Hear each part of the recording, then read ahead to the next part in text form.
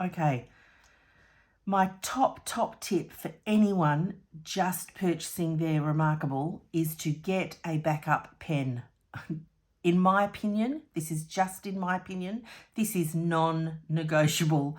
And I say that because I am so careful, I'm pedantic, I'm a perfectionist. I still managed to lose it.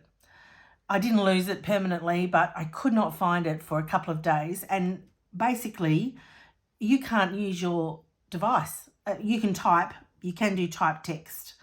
That's probably the only thing that you could do, which it is something, but I draw all the time. Like I don't, one finger down from the top just to close it, I don't use the type function much at all. I love the Noris Digital Jumbo because it has an eraser. So that was the reason why I actually bought this one first. The tip is softer than this tip. No doubt it is softer, but I like that, and it is personal preference.